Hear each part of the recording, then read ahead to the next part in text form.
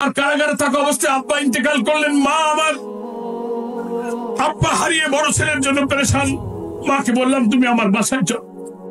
মাত্র কয়েকদিন আগে মাকে আনলাম। 20 জুলাই রাত 2:30টার সময় আমার বাসা ঘেরাও করে মা কান্নাকাটি করতে লাগলেন। আমার ছেলে কয়েকদিন আগে জেল থেকে বের হলো, কেন তোমরা আজকে নিয়ে যাবা? আমি মাকে জড়ায় ধরে কপালে চুমু দিয়ে বলেছিলাম, মা এবার দেরি হবে না, তুমি দোয়া করো আমার জন্য।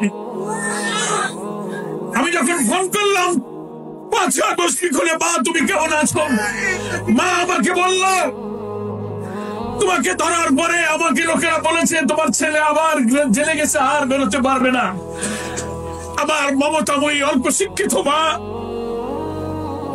আমাকে টেলিফোনে বলে, আমি তাদের বলেছি না, এই বাংলাদেশ নতুন করে স্বাধীন হবে, তারপর আমার ছেলেকে নিয়ে আমি খুলনায় যাব। আমি তো টেলিফোনে মার জবাব শুনে অবাক। আমার মা রাজনীতি বোঝে না, বৃদ্ধ, তার অন্তরে কি কথা আল্লাহ তৈরি করে দিলেন যে এই দেশ আবার নতুন করে স্বাধীন হবে আর আমার ছেলে কিনা আমি খুলনায় যাব। মাকে বললাম, মা তোমার দোয়া কবুল হয়েছে, আমি তাড়াতাড়ি আসবো বলেছিলাম, আমি চলে আসছি।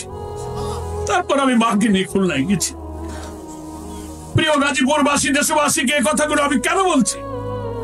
শুরুতে আমি বলেছি আমরা একটা কালো যুগ পার করেছি। হ্যাঁ, আমরা যদি কোনো অন্যায় করতাম, অপরাধ করতো, তাহলে মনকে বুঝ দেওয়া যেত।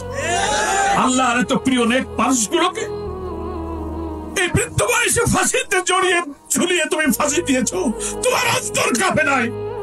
আসমান কেঁপেছে, জমিন কেঁপেছে, বাংলাদেশ এবং দুনিয়ার সমস্ত আল্লাহ আল্লাহরা চোখের পানি ফেলেছে। আল্লাহর ঘরে কাবায় লুটিয়ে পড়ে আল্লাহর গোলামেরা সেজদা দিয়ে তোমার বিরুদ্ধে নালিশ করেছে। আল্লাহর আরশে সেই দোয়া হয়তো কবুল হয়ে গেছে। তাই ইতিহাসের নিষ্ঠুরতম ফ্যাসিস্টদের মতো পতিত স্বৈরাচার তুমি অপমানিত হয়ে বিদায় দিয়েছ। গেলে কোথায়? যেখানকার মান সেখানেই চলে গেল।